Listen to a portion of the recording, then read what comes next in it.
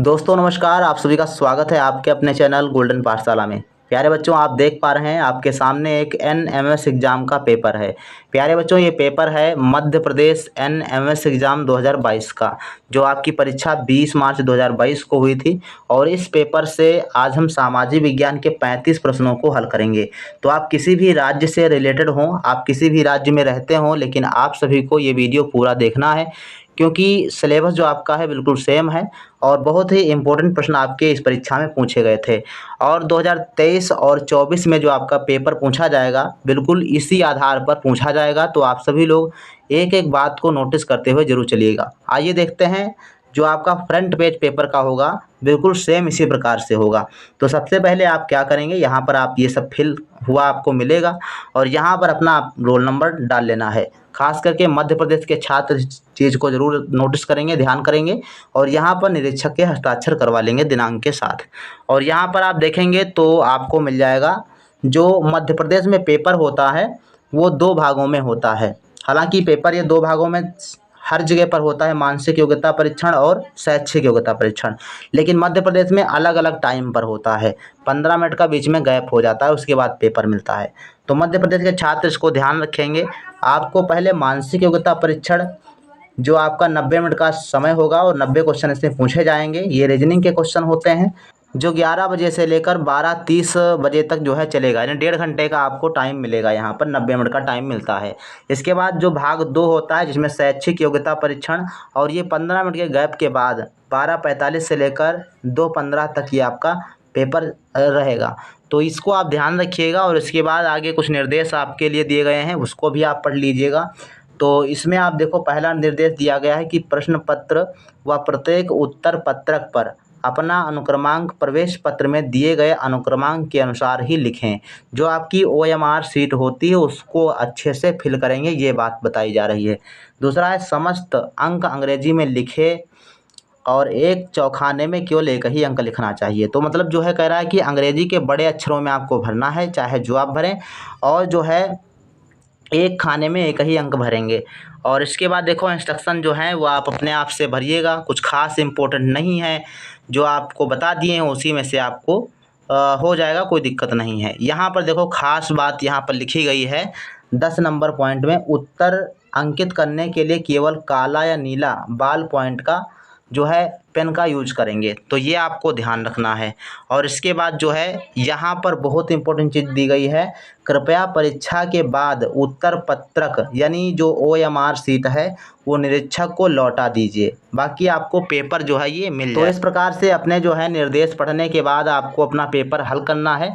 तो आइए अब हम सामाजिक विज्ञान के प्रश्नों को हल करते हैं। जो सामाजिक विज्ञान के प्रश्न 36 नंबर से शुरू होते हैं, और बात करें 1 से लेकर 35 तक के प्रश्न आपके विज्ञान के होते हैं, और 36 से लेकर 70 तक के जो प्रश्न होते हैं वो सामाजिक विज्ञान के होते हैं। और बात करें अगर 71 नंबर से 90 नंबर तक, तो आपके गणित के प्रश्न पूछे जाते हैं। तो आइए शुरू करते हैं वीडियो को। और 36 नंबर प्रश्न कहता है कि डचों द्वारा भारत में चलाई गई स्वर्ण मुद्रा का नाम क्या था। अगर आप इंग्लिश मीडियम से हैं तो आप इधर जो है पढ़ सकते हैं, gold coin introduced in India by the जो है डच वाज नो एज। तो इसका राइट आंसर क्या होगा? ऑप्शन आपके पास हैं, पगोडा, जीतल, पाउंड या फिर डॉलर। तो राइट आंसर बच्चों है पगोडा। ठीक। और इसके बाद है नेक्स्ट क्वेश्चन 37 नंबर, प्लासी के युद्ध के समय बंगाल का नवाब कौन था। तो प्लासी के युद्ध के समय बच्चों जो है सिराजुद्दौला बंगाल के नवाब थे। बी आंसर सही हो जाएगा। अगर आपसे प्रश्न ये पूछता है कि प्लासी का युद्ध जो है किसके किसके बीच में हुआ था, तो लॉर्ड क्लाइव और सिराजुद्दौला के मध्य हुआ था, और जिसमें सिराजुद्दौला की पराजय हुई थी। ध्यान रखिएगा। नेक्स्ट प्रश्न है 38 नंबर, स्थायी बंदोबस्त कब लागू हुआ था। तो स्थायी बंदोबस्त की शुरुआत कब हुई थी? 1857, 1757, 1793 या फिर 1784। तो राइट आंसर बच्चों है सी ऑप्शन, 1793 ईस्वी में लॉर्ड कॉर्नवालिस में जो है इसको शुरुआत किया था स्थायी बंदोबस्त की। तो ध्यान रखिएगा। नेक्स्ट प्रश्न है 39 नंबर, 1829 ईस्वी में किस कुप्रथा पर रोक लगाई गई थी। तो बाल विवाह, दहेज प्रथा, सती प्रथा या फिर पर्दा प्रथा। तो 1829 ईस्वी में सती प्रथा का अंत किया गया था। सी ऑप्शन आपका बिल्कुल सही जवाब हो जाएगा। नेक्स्ट प्रश्न है 40 नंबर, मुगल काल में दीवान ए वजीर क्या काम संभालता था? तो दीवाने वजीर जो है क्या काम संभालता था? तो इसका काम जो था आय और व्यय का हिसाब रखना।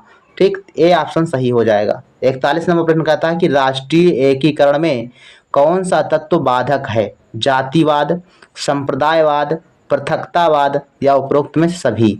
तो अगर कोई भी इसमें से रहेगा तो राष्ट्र का जो एकीकरण है, अर्थात जो राष्ट्र को एकता के सूत्र में बांधने का काम है, वो नहीं हो पाएगा। तो the answer is the right answer. संप्रदायवाद, जातिवाद और पृथकतावाद, इन सबको जो है खत्म करना होगा, तभी राष्ट्र में एकता आएगी। 41 के बाद 42 नंबर प्रश्न कहता है कि मध्य प्रदेश में मानव अधिकार आयोग का गठन कब हुआ था? तो मानव अधिकार आयोग का गठन सितंबर 1995 में हुआ था। ए ऑप्शन सही है। अगर बात करेंगे कि मानवाधिकार दिवस कब मनाया जाता है, तो 10 दिसंबर को मनाया जाता है, इसको आप ध्यान रखिएगा। नेक्स्ट प्रश्न है 43 नंबर, किस देश में सबसे अधिक भूकंप आते हैं?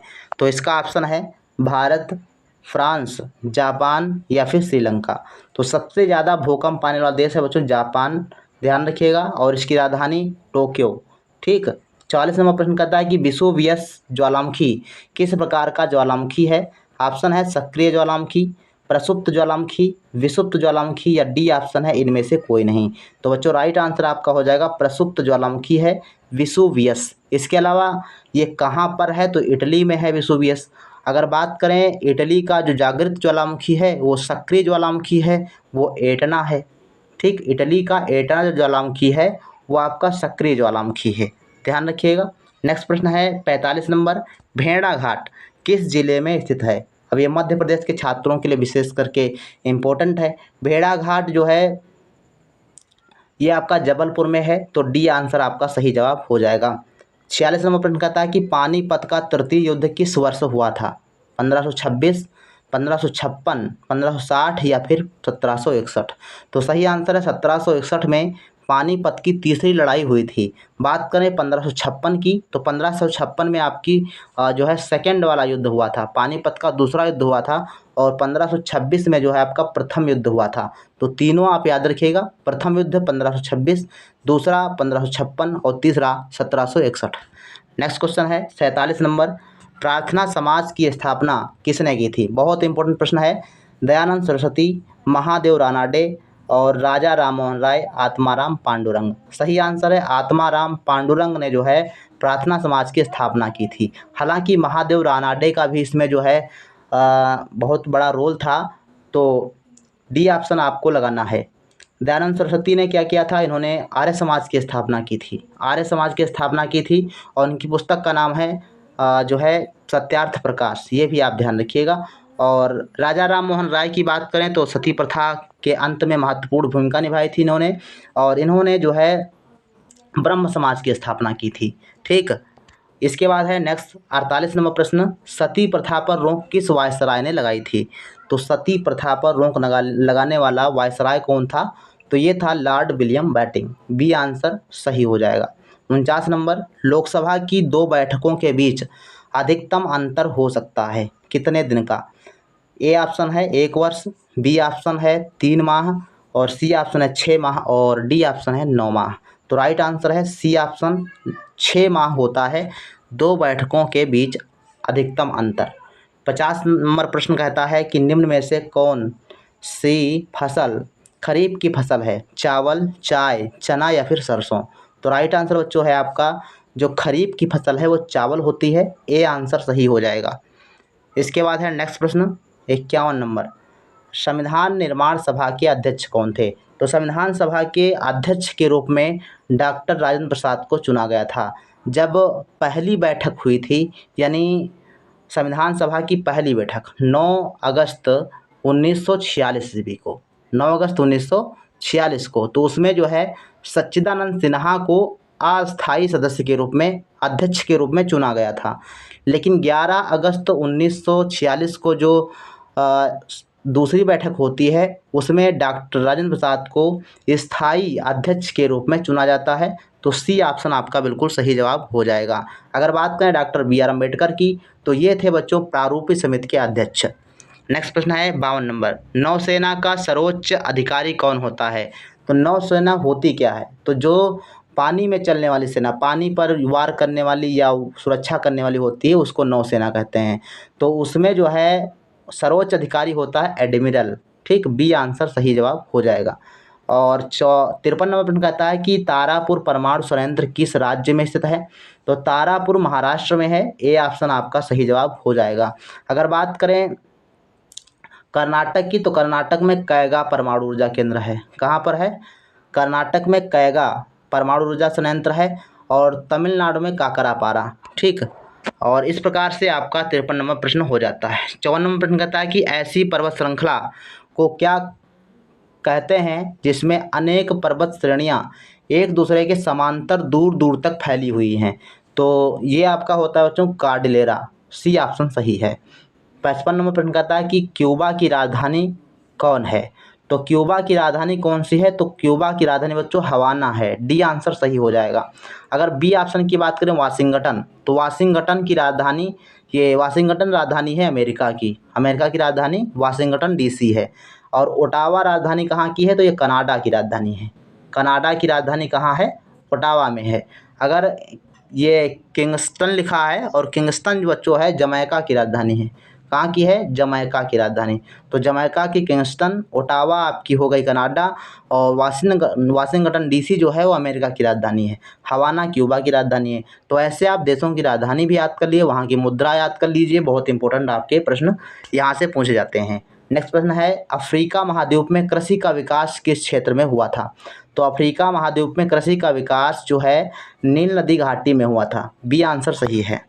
नेक्स्ट प्रश्न है 57 नंबर, वायुमंडल के किस भाग में मौसम संबंधी परिवर्तन होते हैं? वेरी इंपॉर्टेंट प्रश्न है, हर राज्य के छात्रों के लिए बहुत इंपॉर्टेंट है।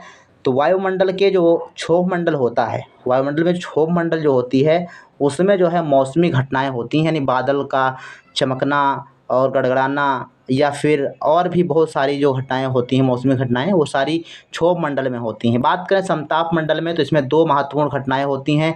एक तो विमान को उड़ाने के लिए जो है महत्वपूर्ण दशाएं उसमें होती हैं। दूसरी बात, इसमें जो है ओजोन परत होती है जो हमारी रक्षा करती है।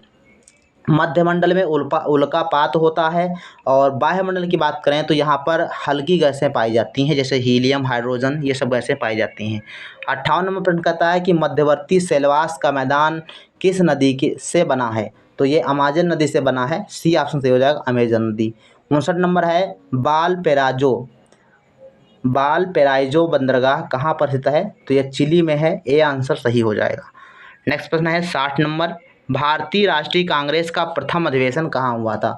तो पूना, दिल्ली, कलकत्ता या फिर मुंबई?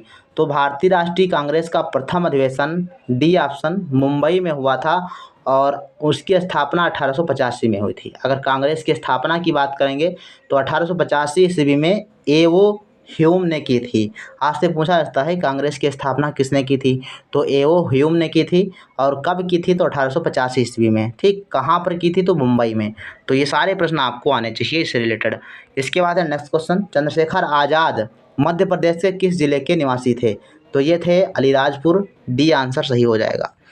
62 नंबर क्वेश्चन कहता है कि जलियांवाला बाग हत्याकांड किस सन में घटित हुआ था? तो जलियांवाला बाग हत्याकांड 1919, 13 अप्रैल 1919 ईस्वी को जलियांवाला बाग हत्याकांड हुआ था। ठीक, 1942 में आप ध्यान देंगे 8 अगस्त 1942 ईस्वी को भारत छोड़ो आंदोलन की शुरुआत हुई थी।